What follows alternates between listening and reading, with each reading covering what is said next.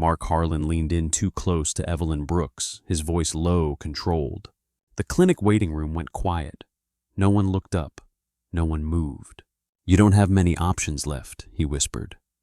"The house. The winter. You know how this ends." Across the room, Noah Reed froze. At his feet, Bruno, an 85-pound trained German shepherd, stood slowly, muscles tight, eyes locked forward. Mark had made a mistake. He threatened an elderly woman in a public clinic. And he did it in front of a Navy SEAL who was done looking away. Before we begin, hit subscribe and stay with us until the end. Comment below where you're watching from. Now, let's dive in. A cold, pale morning settled over Portland, Oregon, pressing damp air against concrete and glass. The public medical clinic stood quiet under a gray sky, fluorescent lights humming softly inside the smell of disinfectant, clinging to everything. Evelyn Brooks arrived 10 minutes early, as she always did. At 78, punctuality felt like one of the few habits still fully under her control. She was small, almost fragile in appearance, with narrow shoulders and a slight forward bend that came from years of careful movement rather than weakness. Her silver-gray hair was pulled into a loose bun that never quite held wisps escaping around her temples. Her skin was thin and pale, mapped with age spots and faint blue veins, and her hands trembled just enough to remind her that time was always watching. She wore a faded wool coat that had once been navy blue and sensible leather shoes, polished more from habit than vanity. Evelyn had lived in the same small house for over 40 years, long enough to outlast her husband, her neighbors, and most of the trees on her street. The house was modest, drafty, and increasingly expensive to maintain, but it was hers. That truth mattered more to her than comfort. She checked in at the front desk with a soft voice, apologizing for nothing in particular, and took a seat in the waiting room. The chair creaked under her careful weight. She folded her hands over a manila folder resting on her lap, its edges worn thin. Inside were medical reports, tax notices, and copies of property documents she barely understood anymore. Across the room sat Noah Reed. He was 36, tall but slightly slouched, as if he were still learning how to occupy civilian space. His build suggested strength shaped by necessity rather than display broad shoulders beneath a plain gray jacket, long arms resting tensely on his knees. His hair was dark brown, cut short not out of regulation anymore, but out of habit. A rough shadow of stubble framed a jawline, etched with sharp angles and old restraint. His eyes were steel-gray alert, even when unfocused, the kind that had learned to search rooms before resting in them. Beside his chair lay Bruno. Bruno was a 5-year-old German shepherd, heavy-boned and muscular, with a thick sable coat, streaked black and tan. His ears stood erect, alert, without aggression, and his amber eyes tracked movement quietly. He wore a faded service vest marked simply K9, Do Not Distract. Bruno lay still, but his presence filled the space around Noah like a held breath. Noah was there for therapy. The clinic ran a weekly trauma support program for veterans, and though he never said it aloud, the room unsettled him. Too many people, too many small noises.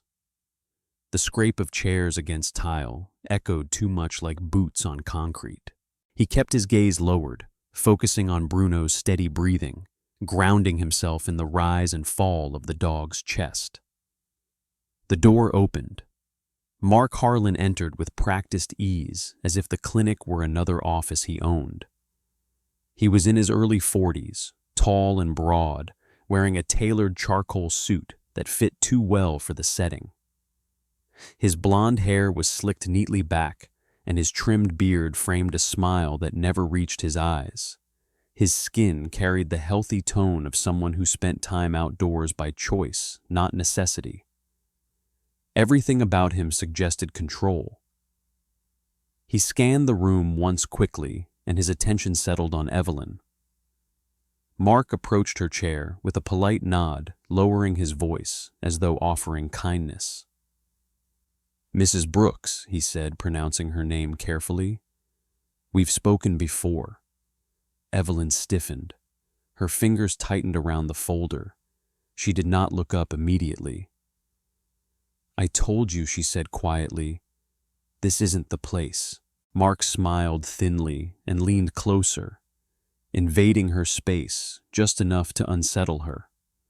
"I wouldn't be here if we had other options. I'm trying to help you. Winter's coming. That house of yours won't hold another one." Her heart began to race. She could feel it in her throat. "Please," she whispered, "not here." Other patients pretended not to listen. A young mother bounced a toddler on her knee. An elderly man stared at a muted television. No one moved. Mark continued calm and relentless. "You don't have family nearby. Repairs are expensive. Taxes are rising. There are solutions, Evelyn. Final ones." The words settled heavily between them. Noah heard everything. Each sentence landed like a dull impact against his chest. His pulse quickened. His jaw tightened. He told himself it wasn't his business. He told himself this wasn't a battlefield, that intervention wasn't always the answer. He stared at the floor, counting his breaths. Bruno shifted slightly, sensing the change, but remained silent. Evelyn's vision blurred. She nodded faintly, not in agreement, but in exhaustion. "I need to see my doctor," she said. "That's all." Mark straightened his smile, returning. He placed a business card gently on top of her folder, his fingers lingering just long enough to feel like a threat. "Think about it," he said. "We'll talk again." He turned to leave, then paused. His eyes flicked briefly toward Noah and Bruno, lingering for half a second longer than necessary. There was calculation there, curiosity sharpened by instinct. As he passed Evelyn one last time, he bent slightly and whispered, "We'll see each other again." Evelyn did not answer.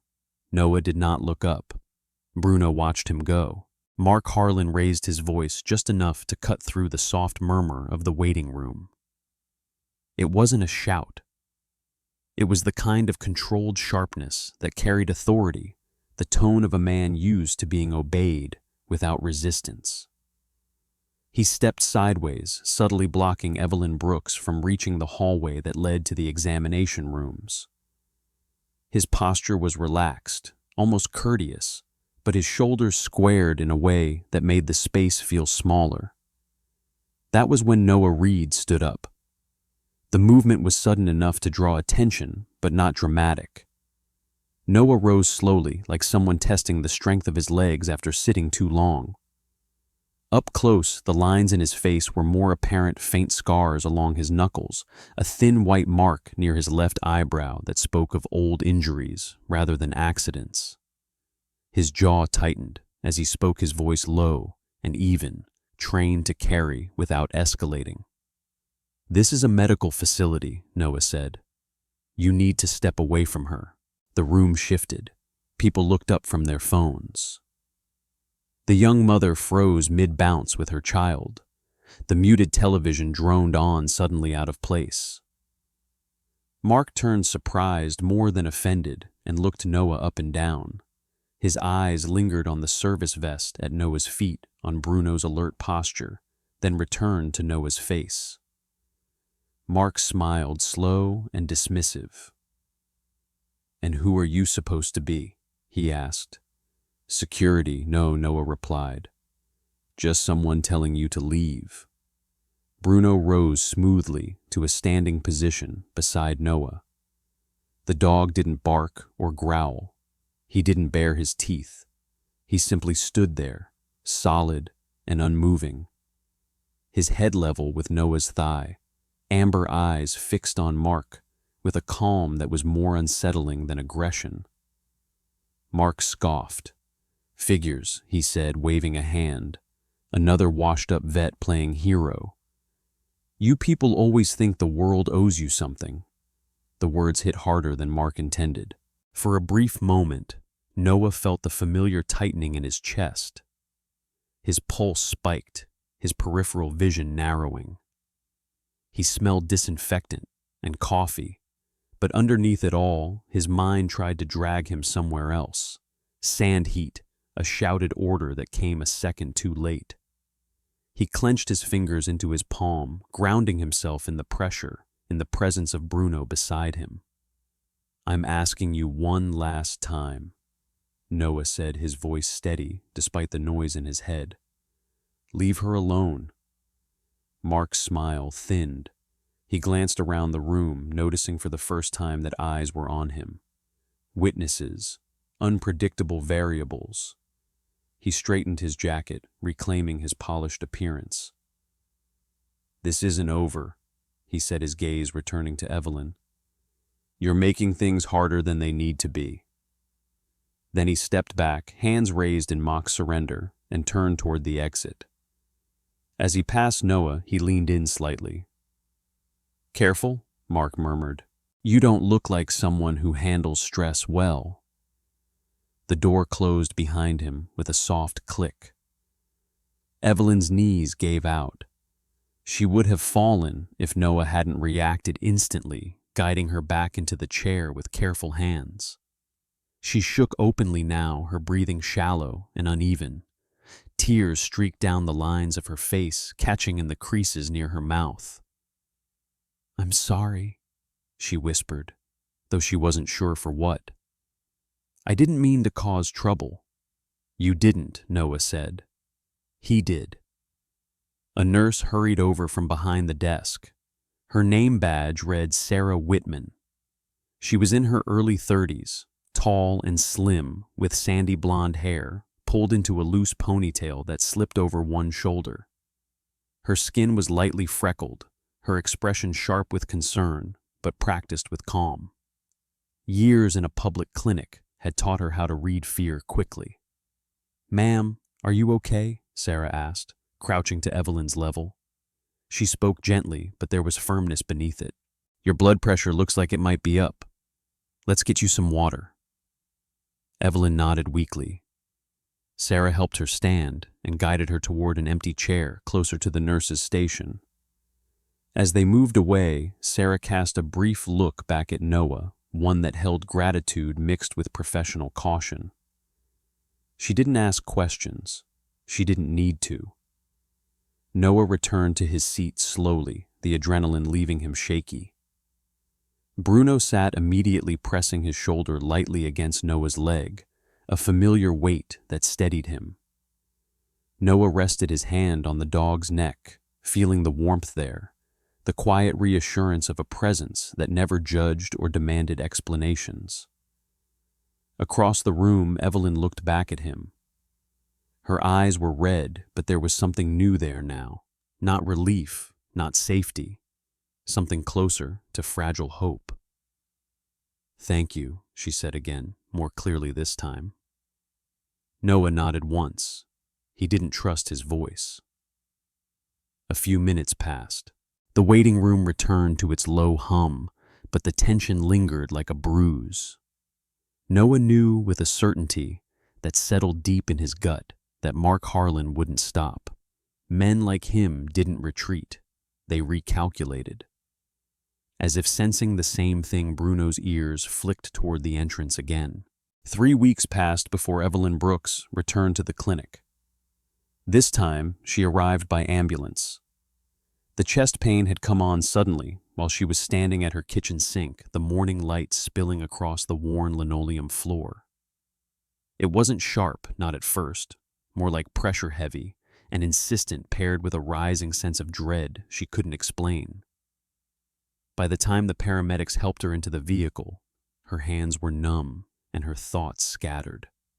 She kept apologizing to them, as if her body's failure were an inconvenience she owed the world an explanation for. At the clinic, the waiting room felt different to her now. Smaller, closer. The same chairs, the same muted television, but the sense of safety she'd once attached to the place had thinned. She sat with her coat still on arms folded tightly across her chest, eyes darting to the entrance each time it opened. That was when she saw Mark Harlan again. He didn't approach her this time. He didn't speak. He stood near the far wall, one hand resting casually in his coat pocket, his posture relaxed as if he were waiting for an appointment of his own. He wore a different suit, dark green this time, tailored just as precisely, but the same expression sat on his face. Calm, observant, patient. Evelyn's breath caught. There was no business card, no whispered threats, just his presence close enough to be felt, distant enough to deny. She understood then that this wasn't about paperwork anymore. This was about pressure, about being watched. Across the room, Noah Reed felt it too. He was halfway through checking in for his therapy session when the shift hit him, that subtle tightening in his chest, the instinctive awareness that something was wrong before his mind could name it. He turned slowly, scanning the room with the reflexes he hadn't been able to unlearn. And there, Mark was. Noah froze for half a second, his pulse spiking.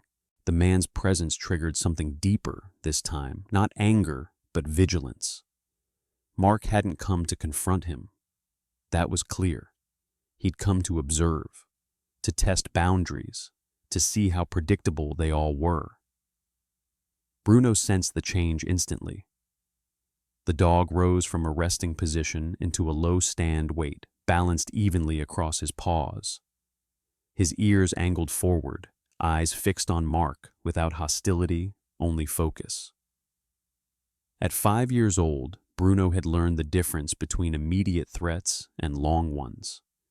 This was the latter. Noah placed a steadying hand on Bruno's back. Mark's gaze flicked toward them briefly, just long enough to acknowledge he'd been seen. Then he looked away dismissive, as though Noah were no more than background noise. That dismissal cut deeper than the insults had.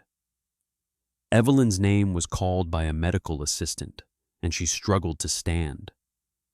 Her legs felt untrustworthy, her body lagging behind her intentions. Before she could take a step, Sarah Whitman appeared at her side again. Sarah moved with efficient grace, guiding Evelyn gently by the elbow. Up close, the nurse's features were kind but sharp. High cheekbones, clear blue eyes, a mouth that had learned to soften its edges when delivering difficult news. Years of understaffing and emotional triage had given her a quiet resilience. She noticed everything. "Let's take you to triage," Sarah said softly. "You're safe here." Evelyn nodded, though her eyes remained fixed on Mark as they passed him.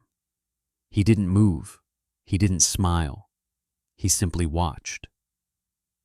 Noah followed them at a distance, his therapy appointment forgotten. Each step felt heavier than the last. His thoughts raced ahead, mapping possibilities, rehearsing responses. He hated that part of himself, the one that always expected escalation, but experience had taught him that ignoring patterns was how people got hurt. Inside the triage room, Evelyn's vitals were taken. Her blood pressure was high. Her hands shook as the cuff tightened around her arm. "Have you been under unusual stress lately?" Sarah asked. Evelyn hesitated, then nodded once. Yes. Noah stood just outside the door, pretending to read a pamphlet while listening. He knew better than to insert himself now. This wasn't his space to claim. Yet the helplessness gnawed at him, familiar and bitter. From the hallway, he saw Mark turn toward the exit. Not leaving, just repositioning. Mark stopped near the glass doors, pretending to scroll through his phone, maintaining line of sight to the triage area. Tracking. Noah exhaled slowly. His therapist's voice echoed faintly in his memory.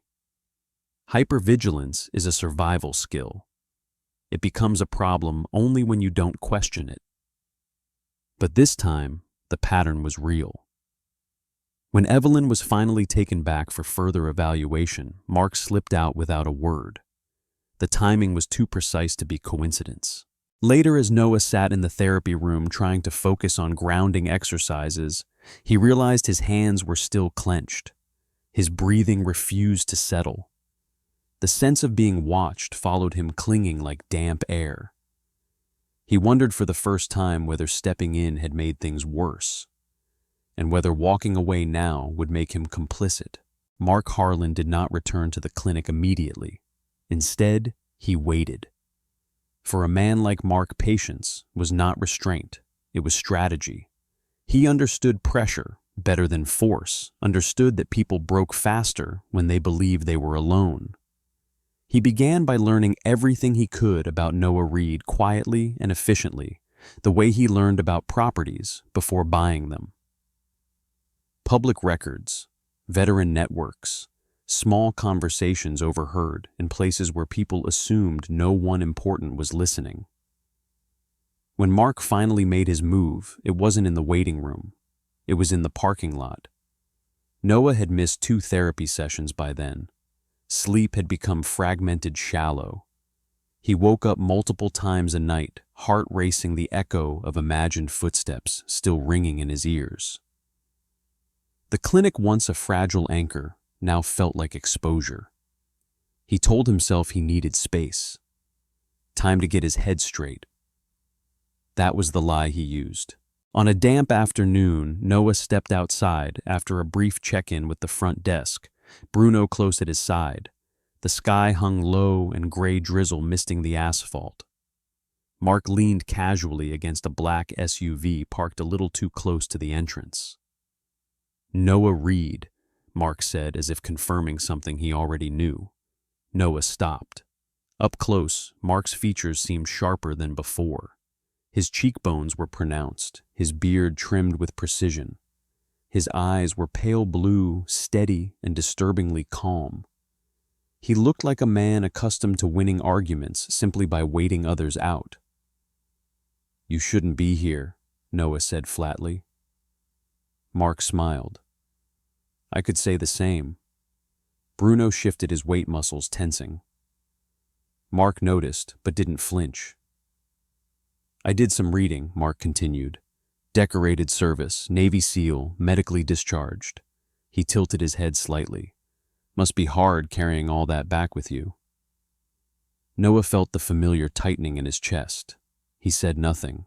Mark took a step closer, lowering his voice. "Funny thing about men like you. Everyone expects you to save people, but you don't always get there in time, do you?" The words landed exactly where Mark intended. Noah's vision narrowed. His jaw clenched hard enough to ache. For a split second, he was somewhere else, heat dust shouting. A name he never said out loud anymore. "Stay away from her," Noah said, his voice strained but controlled. Mark raised his hands slightly, mock innocence in the gesture.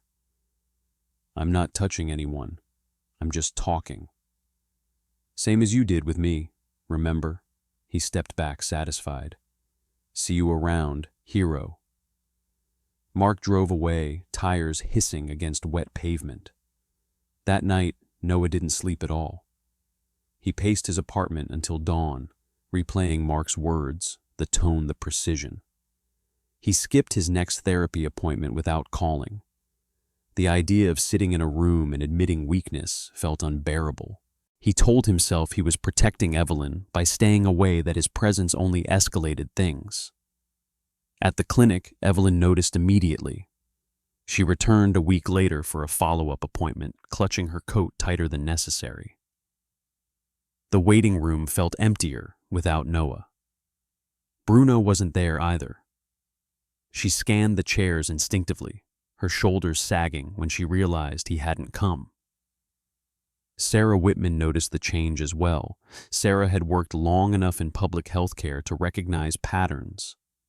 Evelyn's posture was more closed now, her gaze fixed downward. When Sarah called her name, Evelyn startled, as if waking from a bad dream.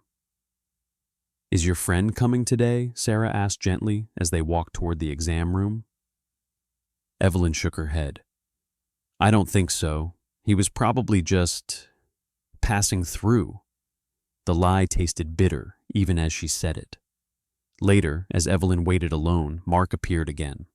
This time, he didn't bother pretending politeness. "Looks like you scared him off," Mark said quietly, standing just outside her personal space. "That's what happens when you rely on strangers." Evelyn's hands trembled. "Please leave me alone." Mark leaned in slightly. "I tried to make this easy, but people like you never know when to stop holding on." He straightened, smoothing his jacket. "You'll call me. You always do." From the hallway, Sarah caught sight of them and moved closer, her expression sharpening. Mark noticed and stepped away immediately, offering a polite nod before disappearing down the corridor. Evelyn sat frozen long after he left. Elsewhere in the city, Noah sat in his apartment lights, off the weight of silence pressing in. Bruno lay at his feet, chin resting on his paws, watching him with quiet concern. Noah rubbed his face with both hands, exhaustion etched deep into his features. He knew Mark was right about one thing. Avoidance felt safer, but it was also exactly what Mark wanted. The panic attack came without warning. Evelyn Brooks collapsed onto the edge of her bed just after sunset, her chest-tight breath, shallow, the room tilting as if the floor had lost its balance. The walls of her small house felt closer than they ever had. Her phone slipped from her fingers when she tried to call for help, and by the time the ambulance arrived, her voice was barely more than a whisper. At the clinic, the emergency intake area buzzed with controlled urgency. Fluorescent lights washed everything in a harsh, white glare. Evelyn sat hunched on a gurney, a thin blanket pulled up to her shoulders, her hands trembling uncontrollably. Her coat had been left behind at home. Without it, she looked smaller, diminished, her silver hair clinging to her forehead with sweat. Sarah Whitman stayed close. Sarah moved with the calm efficiency of someone who had learned to anchor others when fear took over. She adjusted the blood pressure cuff, checked the monitor, and kept her voice low and steady. Her sandy blonde hair was still pulled back, but loose strands framed a face that showed concern without panic. "You're here now," she told Evelyn. "Focus on my voice. Slow breaths." Evelyn tried. Her heart refused to listen. The sliding doors opened. Mark Harlan stepped inside, as if he belonged there. He wasn't dressed for business this time. No tailored suit. Instead, he wore a dark jacket and jeans casual enough to blend in, deliberate enough to feel predatory. His beard was rougher than before, less polished, and the edges of his smile were gone. This version of Mark didn't need charm. "You look unwell," he said quietly, stopping just beyond arm's reach. Evelyn's breath hitched. "You can't be here." Mark glanced around. The nurses were busy. The intake desk was crowded. "Relax," he said. "I'm just checking on you." Sarah straightened her body, angling subtly between them. "Sir, you can't be in this area unless you're family." Mark held up his hands. "Old family friend." Evelyn shook her head weakly. "No." Mark leaned closer anyway, his voice dropping. "You're running out of time, Evelyn. The house is already marked. When this is over, where do you think you'll go?" Each word landed like a blow. Her breathing spiraled, panic tightening its grip. The monitors began to beep faster. Sir Sarah said sharply now, "Step back." Mark smiled without warmth. "See, even your safe places don't last." The doors opened again. Noah Reed entered the clinic late, his jacket half-zipped, hair damp from rain. He had argued with himself the entire drive, replaying every reason not to come. When he finally saw Evelyn on the gurney, pale and shaking, the world narrowed. Mark turned slowly. "Well," he said, "you showed up after all." Noah stopped a few steps away. His body betrayed him before his mind could catch up. His hands trembled. His breathing shortened. The clinic lights felt too bright, the noise too sharp. His chest tightened as memories surged, uninvited and violent. Bruno stood rigid at his side, muscles taut, ears forward. The dog sensed the fracture instantly shifting closer, grounding Noah with solid weight and warmth. Mark noticed. He took one deliberate step closer to Evelyn, confident. "You see," he said to Noah, "you can't even stand still. How do you think you're going to protect anyone?" Noah tried to speak. Nothing came out. Sarah moved instinctively, positioning herself between Mark and the gurney again. "Sir, you need to leave. Now." Mark ignored her. His focus was on Noah's eyes, cold and assessing. This is what happens when heroes stop being useful. Noah's vision blurred. The edges of the room darkened. He felt himself slipping, the familiar freeze locking his muscles in place. Bruno broke the stalemate. The dog stepped forward, placing his body squarely between Mark and Evelyn. He didn't bark. He didn't lunge. He simply stood there, head high, eyes unwavering, a physical barrier that could not be ignored. "Get your dog under control," Mark snapped. Sarah raised her voice. "Security," the word cut through the haze. Noah sucked in a sharp breath. Bruno's presence anchored him, pulling him back from the edge. He focused on the feel of the leash in his hand, the rhythm of the dog's breathing. Training surfaced through the panic, slow and deliberate. Mark Noah said, his voice hoarse but steadying, "Step away." For the first time, Mark hesitated. Security guards approached from the far end of the intake area, drawn by Sarah's call. Mark backed off, irritation flashing across his face. "This isn't finished," he said quietly, eyes never leaving Evelyn. He turned and disappeared through the doors. The room exhaled. Evelyn's breathing slowed gradually as Sarah adjusted the monitor. Tears streamed silently down her cheeks. I thought this place was safe," she whispered. Noah moved closer, his legs unsteady but holding. "I'm here," he said, unsure if the words were for her or himself. Outside, rain streaked down the glass, blurring the city lights. Inside, the truth settled heavily in Noah's chest. There was no neutral ground left. The moment Mark Harlan reached for Evelyn, everything changed. His hand closed around the back of her wheelchair, fingers tightening with ownership rather than help. Evelyn let out a small, broken sound, more breath than voice, and shrank inward as if her body had learned too well what came next. For a heartbeat, the emergency ward froze, nurses mid-step monitors, beeping the air thick with disbelief. Bruno moved before Noah did. The German shepherd stepped forward in one smooth, decisive motion, placing his full body between Mark and Evelyn. At 6 years old, Bruno was in his prime, broad chest, deep sable and black coat, amber eyes sharp with intelligence. His stance was not wild or aggressive. It was controlled, deliberate, unmistakable. A warning without noise. "Get that dog away from me!" Mark snapped, his voice cracking with sudden anger. Bruno didn't growl. He didn't bare his teeth. He simply held his ground. The sight cut through Noah's paralysis like a blade. His breath came back first, one deep inhale, then another.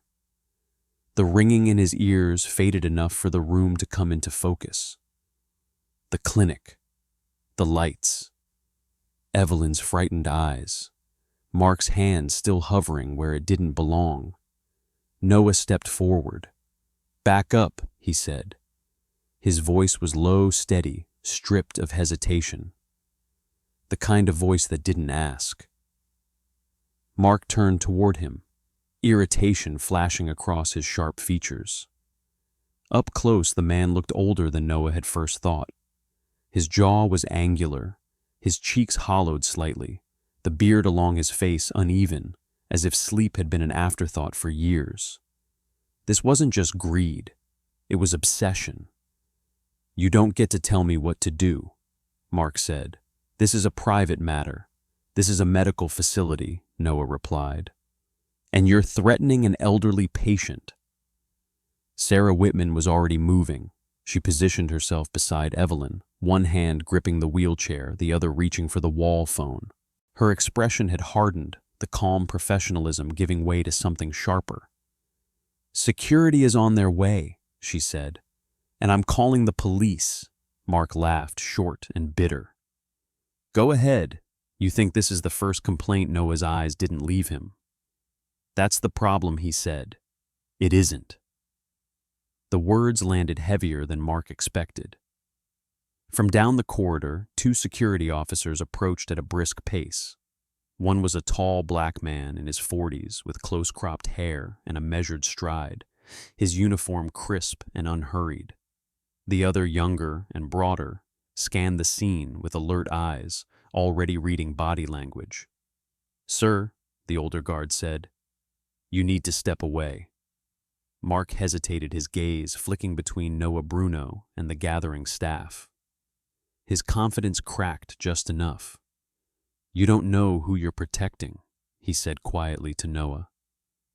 "She signed papers. She agreed to sell." "No," Evelyn whispered. Her voice shook, but it carried. "I didn't." Sarah looked up sharply. "What papers?" Evelyn swallowed. "He said they were clinic forms. Said they were for insurance. I didn't have my glasses." The room shifted again. Noah felt something settle into place. He turned slightly towards Sarah. "There should be a record. Intake logs, dates, witnesses." Sarah nodded immediately. "There are. And this isn't the first time his name has come up." Mark's face drained of color. One of the nurses spoke up, emboldened now. "He's been reported before. Different patients. Same pressure." The older security guard's expression hardened. "Sir," he said again, "hands where I can see them." Police arrived within minutes. Two officers entered the ward, one woman, one man, both calm, observant. The female officer, Officer Dana Ruiz, was in her early 30s, dark hair pulled into a tight bun, eyes sharp behind rectangular frames. She listened carefully as Sarah and the nurses spoke, her pen moving steadily. Mark tried to interrupt. "This is a misunderstanding." Officer Ruiz raised a hand. "You'll have your turn." When Noah spoke, it was brief and precise.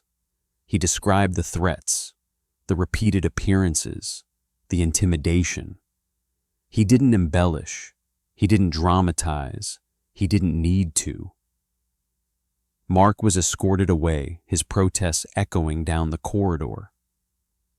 Evelyn sagged back into her chair, tears streaming freely now. Sarah knelt beside her, murmuring reassurance.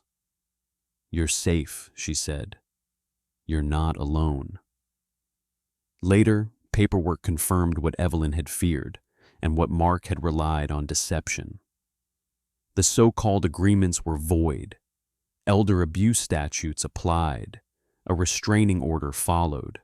Her home remained hers. When the ward finally quieted, Noah found himself back in the waiting room.